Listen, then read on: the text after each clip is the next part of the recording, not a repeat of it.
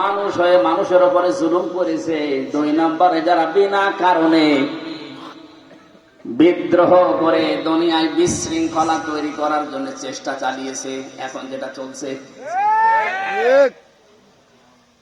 এটা বিদায় নেওয়ার পরদিন থেকে হিন্দুদেরকে দিয়ে কিছু তৈরি করেছিল, হাতে পানি নেয়নি।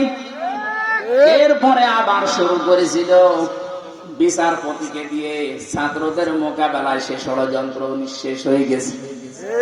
এটাও যখন পারে নাই, এখন চালিয়েছে যে আনসার দিয়ে। পুলিশ ছাড়া যদি দেশ চলতে পারে, আনসারের কোনো দরকার নেই, ও ছাতা বিলুপ্ত করে দেয়। আজকে সকালে সেনাবাহিনীর প্রধান ঘোষণাও দিয়েছে যে ও ছাতার কোনো দরকার নেই। দরকার নেই, কি হবে আনসার দিয়ে? আমি তো আনসারের কোনো কাজ পাই না। আরে ভাই, পুলিশ এই বাহিনী ছাড়া যদি দেশে 17-18 দিন চলতে পারে, তো আনসারের কি দরকার? বেকার বেকার ওদের পেছনে টাকা খরচ না করে কাজ করে খান।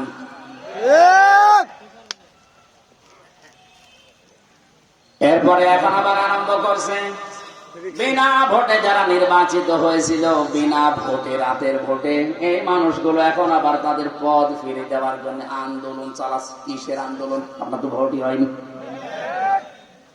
লেভেল প্লেইং ফিল্ড না তৈরি হলে কিসের ভোট? আপনার মন মতো সেল লাগিয়েছেন, আর আপনি নিজে দাবি করছেন আমি উপজেলা চেয়ারম্যান, আমি মেয়র।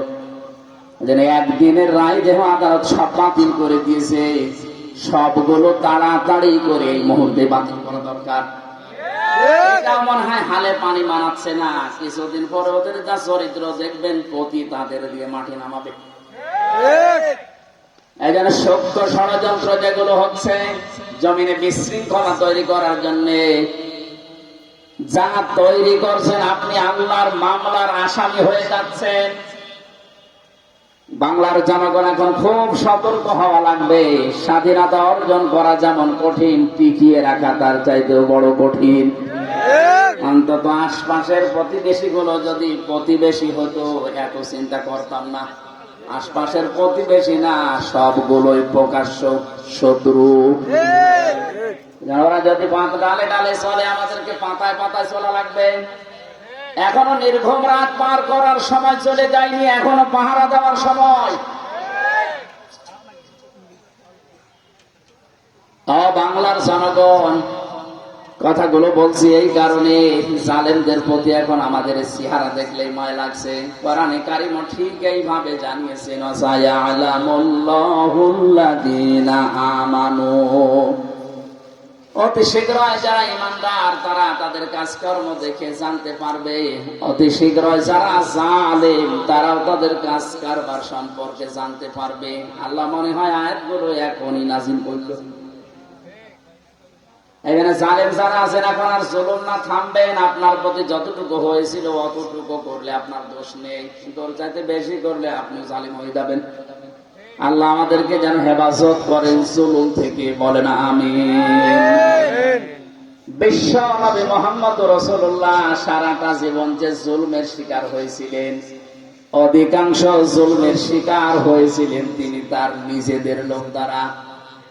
এখানে ঐক্যের একটা সুর যখন তুলছেন, বিশেষ করে ইসলামপন্থী আমরা যারা আছি, এদেশে অন্তত মানুষের মত প্রকাশ হবে, এইটা যারা আমরা চাই, সে যে দলের লোক হোক, এদের ভেতরে ভেতরে যেন কোনো ষড়যন্ত্র আর কাজ না করে।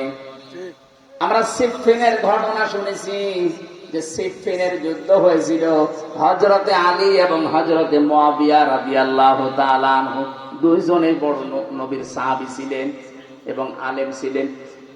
যেহেতু এলেম ছিল তাদের ভেতরে, জন্য দুইজন রাতের বেলা সবকিছু মিলমিশ হয়ে গেল, সব ঠান্ডা হয়ে গেছে। কিন্তু মুনাফিক